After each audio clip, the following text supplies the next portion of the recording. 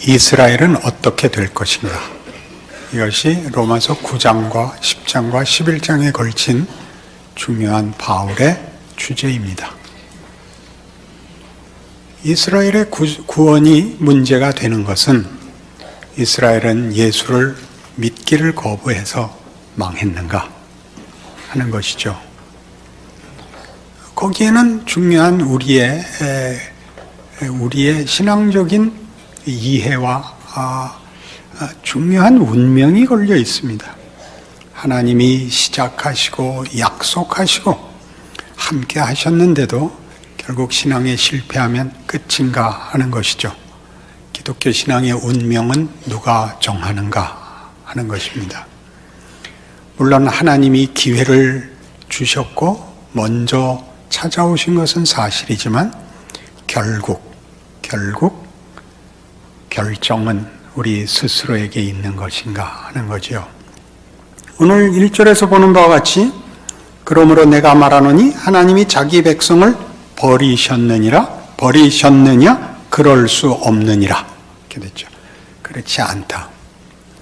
그럼 이스라엘이 회복되는가? 구원을 받는가? 그렇다고 합니다. 우리한테는 어렵지요. 그리 되면 당장 찾아오는 생각이 책임 있을 필요, 긴장 이런 내용들이 쑥 도망을 가버리죠. 우선 성경이 하는 답, 바울이 하는 답부터 들어봅시다. 29절.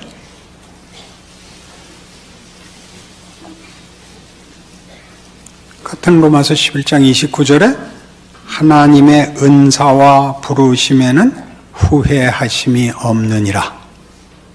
그는 실패하지 않는다. 그렇게 말하십니다. 그는 실패하지 않는다. 그리고 잘 보듯이 6절에도 오늘 본문에 속한 6절에도 만일 은혜로 된 것이면 행위로 말미암지 않음이니 그렇지 않으면 은혜가 은혜되지 못하느니라. 이스라엘의 실패가 그들의 운명을 정한다면 은혜라는 말은 설 자리가 없다. 그렇죠. 은혜는 분명히 자기가 하지 못한 걸 이루어지는 하나님의 선물입니다. 이 두 가지 사실 때문에 이스라엘은 실패할 리 없다고 합니다. 그러면 결국 다 구원하실 거면 그들이 반역하고 실패하고 못난 짓 하지 않게 사전에 막으시지. 그때 개입하시지. 실컷 못난 짓 하게 놓아두고 나중에 다시 붙들어낸다는 것은 무슨 의미입니까? 이 두 번째 질문으로 이어지죠. 우리는 이것이 무엇인지 사실 이해하기 어렵습니다. 우리의 이해로는 어렵습니다. 그러나 이 로마서의 답은 이겁니다. 11절에 보듯이 그러므로 내가 말하노니 그들이 넘어지기까지 실족하였느냐? 그럴 수 없느니라. 그들이 넘어짐으로 구원이 이방인에게 이르러 이스라엘로 시기나게 함이니라. 그들의 넘어짐이 세상의 풍성함이 되며 그들의 실패가 이방인의 풍성함이 되거든 하물며 그들의 충만함이리요. 이렇게 답이 흘러나옵니다. 우리로서는 만만치 않은 성경의 답이죠. 그들이 잘못한 것으로 우리에게 복을 주었다. 그때 우리는 이방인들입니다.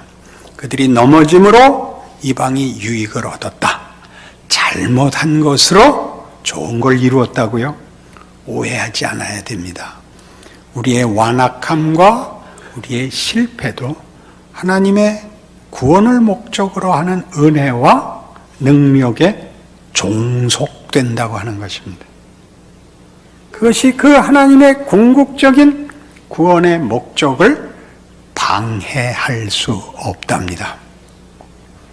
이 부분을 우리는 사실 좀 많이 이해할 필요가 있습니다.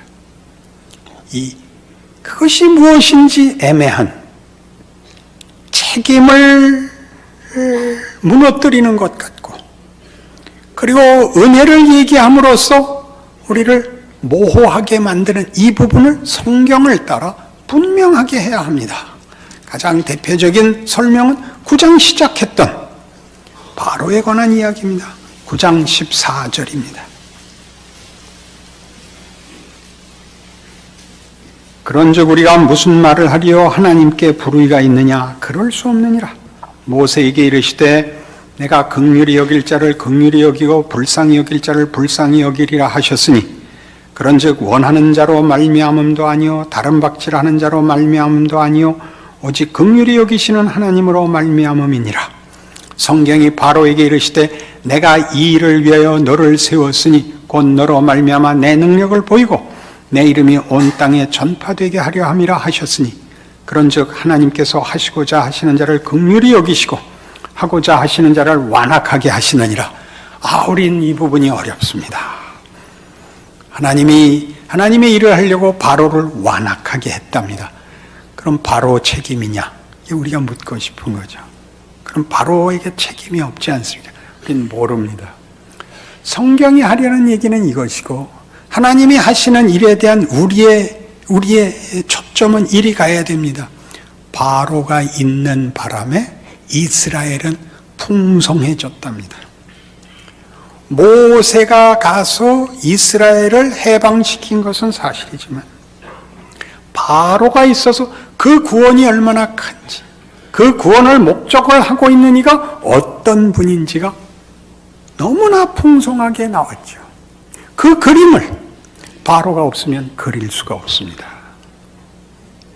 베너, 메살라는 없고 베너 혼자 나왔으면 어떡할 뻔했어요. 베너가 혼자 다락방에서 고민하다 말다, 기도하다 말다, 물 먹고 들어갔다, 그게 다면 그 풍성함을, 그 크기와 깊이를 하나님의 성실하심과 능력과 신비와 허락하는 은혜와 기다려 주심과 무엇을 이루시고 반전하시고 쌓고 누적하고 터뜨리고 하는 것들은 하나도 없죠. 그건 다만 어떤 장치거나 치장이 아닙니다. 하나님의 구체적인 진심이죠. 시간과 공간 속에 들어와 일하시는 하나님의 땀이요, 하나님의 손길이요, 열심 내는 그 깊은 얼굴이십니다. 우리는 바로 보고만 얘기하죠. 너는 왜 그따위 일을 하냐? 우린 그렇게 얘기할 필요 없답니다. 지금 이스라엘은 어떻게 된 거죠? 이스라엘은 예수를 반대하는 바람에 그 구원이 이방에 넘어옴으로써 하나님이 인류를 구원하는 것이 누구의 도움을 받아야 된다든가 누구의 어떤 협조가 있어야 되는 것이 아니라는 문을 열지요. 이스라엘의 거부에도 불구하고 하나님은 그래서 더욱더 크게 이방을 이스라엘의 실패 속에서 담아내시니까요. 이건 정말 말도 안 된다, 이렇게 받았어야 되는데, 교회사 내내 기독교인들은 유대인들을 괄세하는 것으로, 저들을 정죄하는 것으로 이 은혜와 신비를 외면하곤 했습니다. 로마서 5장으로 가시죠.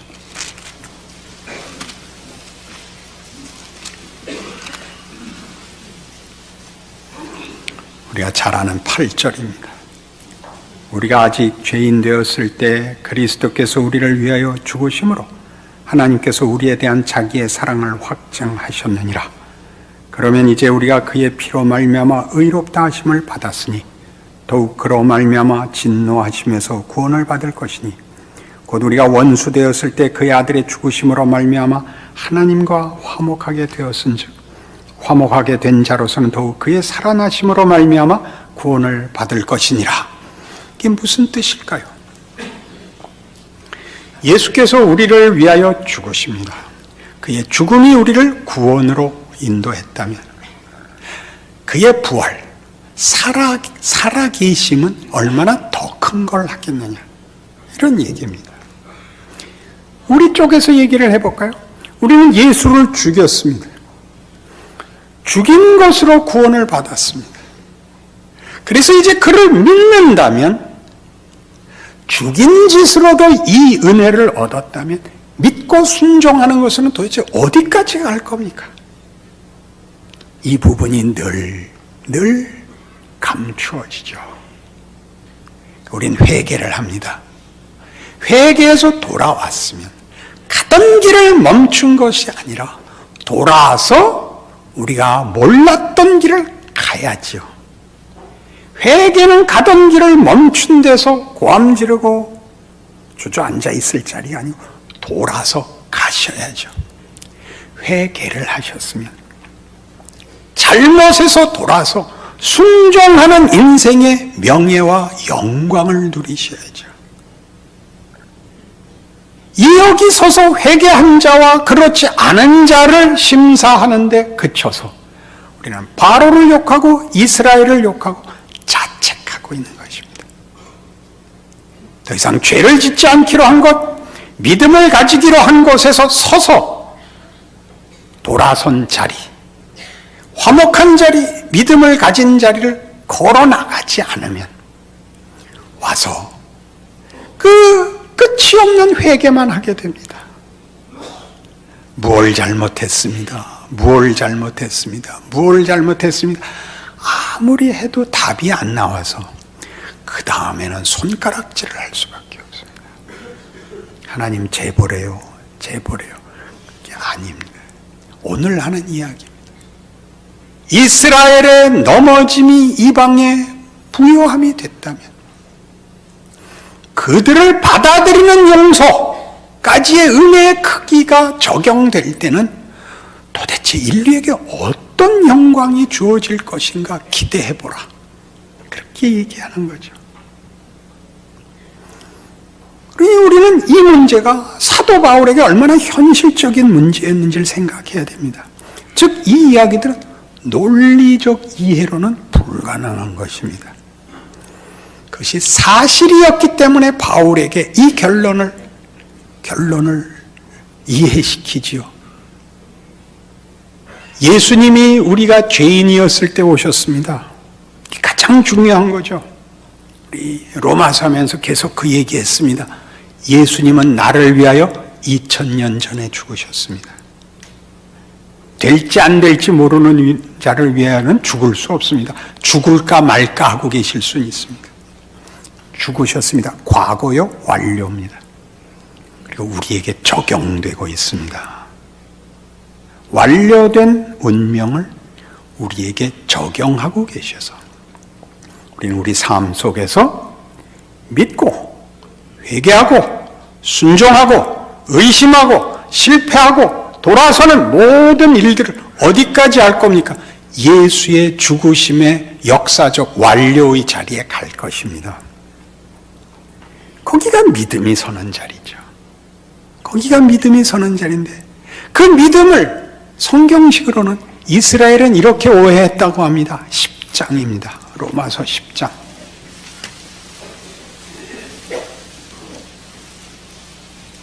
형제들아, 내 마음에 원하는 바와 하나님께 구하는 바는 이스라엘을 위함이니 곧 그들로 구원을 받게 함이라. 내가 증언하노니 그들이 하나님께 열심히 있으나 올바른 지식을 따른 것이 아니니라. 하나님의 의를 모르고 자기의 의를 세우려고 힘써 하나님의 의에 복종하지 아니하였느니라. 제가 쉽게 설명할 수 있습니다. 믿음은 하나님이 우리를 찾아온 방식입니다. 우리에게 있어서 의는 우리가 하나님을 찾아가는 방식입니다. 그러니까 우리는 믿음이 순종이고 결정입니다. 하나님이 우리를 찾아온 방식은 예수입니다. 죄인을 자기 자녀 만들기 위해 십자가에 매단 것, 그게 믿음입니다. 하나님의 방식, 그러나 우리는 끝도 없이 이해하고 결심하고 순종한 것이 믿음이라고 함으로써 우리는 우리끼리 패를 갈라버렸죠. 하나님이 죄인을 찾아오신다는 사실이 그 모든 것을 덮고 있다는 걸 모릅니다. 죄인이라는 말 속에 들어있는 모든 인류, 모든 역사, 모든 운명이 그의 은혜에 덮여 있다는 사실을. 그러니 일어나는 모든 일들을 다만 나는 믿었고 너는 안 믿었다 라고 이렇게 이분법으로 쉽게 나누지 마십시오. 아직 모릅니다. 역사적 사실이 그걸 증언하는데 오늘 본문에서는 그게 엘리야입니다. 엘리야는 뭐라고 외쳤다고요? 우리 잘 아는 대로 그는 호렙산까지 도망와서 하나님 앞에 이 대답을 합니다. 엘리야야, 네가 왜 여기 있느냐? 하나님, 다 죽고 나 하나 남았습니다. 나도 죽이려고 해서 도망왔습니다. 내가 7,000명이나 남겨뒀다. 이스라엘이 망하지 않았다. 이스라엘은 망했는가? 아니다. 바울이 뭐라 그래? 나도 남아있다. 나도 이스라엘 사람이다. 베냐민 지파다. 하나님이 이스라엘 안 버렸다. 그런 의미에서 이스라엘은 뭐라고요? 하나님이 자기 백성으로 부르는 그의 은혜와 그의 택하심은 여전히 유효하고 여전히 우선한다 그거죠. 그리고 아까 본 바와 같이 바로가 일어나서 뭘 했죠? 이스라엘을 핍박하고 저들의 자유를 막아섰으나 오히려 이스라엘이 누구인지, 하나님이 이스라엘에게 행하는 것이 무엇인지, 그 행하는 하나님이 누구이신지를 아는 일에 오히려 풍성한 기여를 한 것처럼 본인이 의도하지 않은 겁니다. 하나님이 그렇게 쓰신 것입니다. 그렇게 한 것으로 뭘 했죠? 바로가 자기 후손들을 구합니다. 이것도 무슨 말일까요? 이스라엘은 이방의 빛으로 부름을 받는 것입니다. 누가복음 2장에 가면 예수 그리스도의 탄생에 관한 기록에 이런 기억해야 할 말씀이 나옵니다.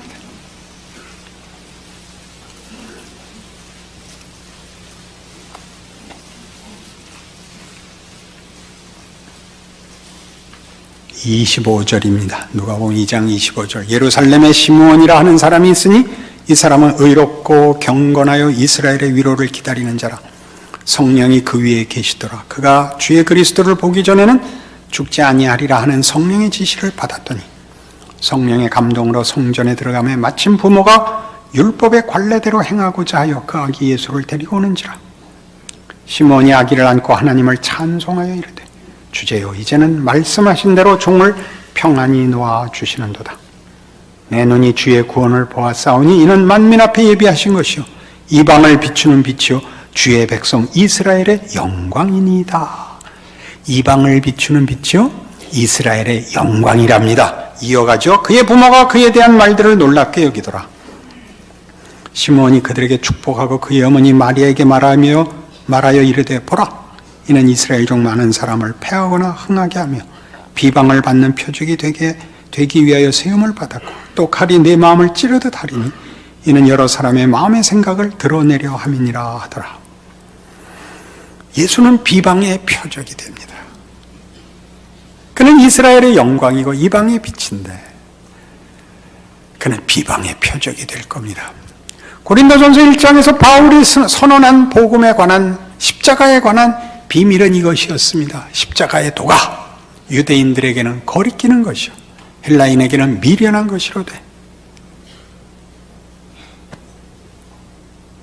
예수 그리스도를 믿는 자들에게는 십자가의 도가 하나님의 능력이요 하나님의 지혜니라.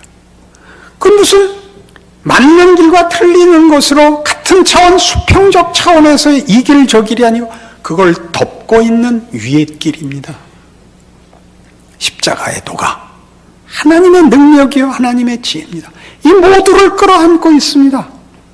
예수가 이스라엘 사람들의 극렬한 반대와 저주 속에 죽어가는 것에 이스라엘의 영광이 있답니다. 어떤 영광? 그것을 끌어안는 죽음이기 때문에 예수를 죽이는 그 죽음을 부활로 끌고 가는 죽음이기에 이스라엘의 존재는 그들이 가졌던 모든 조건들로 인하여 다른 이방들보다 하나님의 구원의 은혜성과 능력을 더 크게 보일 수 있었습니다. 누구에게 그랬던 것처럼? 바로가 그랬던 것처럼. 그 애굽의 왕이요, 세상의 권력자였기 때문에 더 크게 힘을 다하여 하나님을 반대하는 역할을 할 수 있었고, 그 덕에 그러면 안 되지만 하나님의 은혜와 능력은 그 위에 차고 넘쳐서 하나님이 누구신가의 영광이 드러났습니다. 바울이 그 역할을 합니다. 바울은 누구죠? 스데반을 죽인 사람입니다. 그리고 사도로 부름을 받습니다. 원래대로 하자면 이스라엘은 잘못했으니 망해야 된다라는 논리를 적용하면 바울은 없는 거죠. 그리고 여러분들의 신앙을 점검해 보십시오. 여러분들의 삶에서 하나님이 무엇을 하시는가?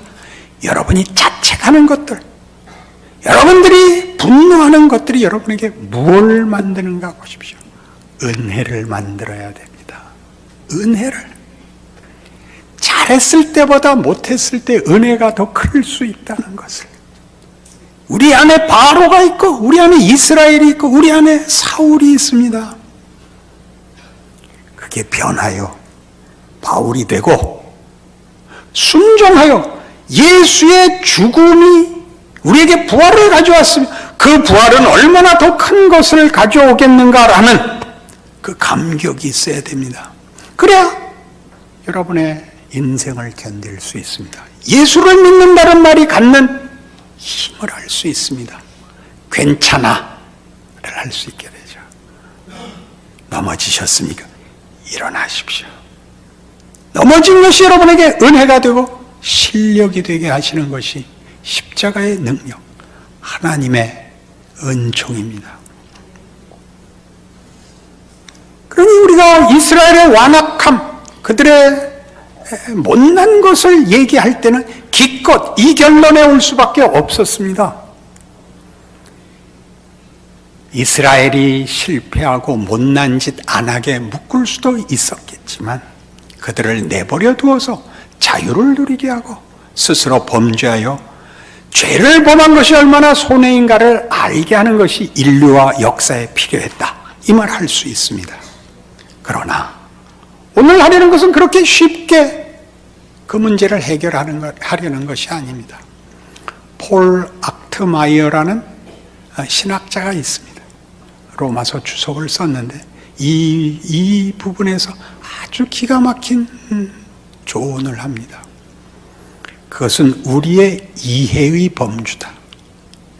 이스라엘의 실패와 그 민망함은 인류가 역사에서 배워야 되는 하나의 통찰이고 하나의 경험일 것이다. 그건 우리가 만들어낼 수 있는 최대한의 이해다. 그것을 넘어서야 된다. 하나님의 은혜와 능력은 이해할 수 없는 것이다의 자리에 나와라. 방황하는 피조물을 구원하시는 목적을 가진 하나님에 대한 말할 수 없는 경탄과 억제할 수 없는 찬송의 자리로 와라. 그것이 우리 지금 보고 있는 로마서 11장의 결론입니다. 33절 보시겠습니까? 깊도다 하나님의 지혜와 지식의 풍성함이요 그의 판단은 헤아리지 못할 것이며 그의 길은 찾지 못할 것이로다. 누가 주의 마음을 알았느냐? 누가 그의 모사가 되었느냐? 누가 주께 먼저 들여서 갚으심을 받겠느냐? 이는 만물이 주에게서 나오고 주로 말미암고 주에게로 돌아감이라. 그에게 영광이 세세히 있을지어다. 아멘. 이게 기독교 신앙입니다. 예수를 보내신 우리 아버지 하나님이십니다. 예수 안에서 이루신 일입니다. 그의 죽으심과 부활함으로 모든 성도들에게 영원토록 묶어준 운명입니다. 여러분의 삶에 여러분을 무너뜨릴 수 있는 건 아무것도 없습니다. 스스로를 자책하시거나 회개에 붙잡혀 있지 마십시오. 더 나오십시오. 우리가 그를 죽이고 거부한 것에도 불구하고 주신 은혜가 우리의 순종과 간절함 속에서는 얼마나 크게 경험되는가. 얼마나 놀라운 기적이 우리 생애에 동행하는가. 그 길을 걷는 여러분 되셔서 밖에서 나를 보고 놀라는 것이 아니라 스스로가 스스로에게서 놀라는, 아무것도 아닌 것 같으나 큰 예수의 생애가 그러했던 것처럼 위대한 하나님의 사람으로 살아나가는 기쁨과 자랑과 감사가 넘치시기를 원합니다. 기도하십시다. 하나님 아버지 은혜를 감사합니다. 하나님이 그 아들을 주셨고 용서하셨고 우리의 못난 것과 무지와 거부를 돌이켜 그 위에 하나님이 화해와 복을 쌓으셨다고 합니다. 우리가 무엇을 두려워하겠습니까?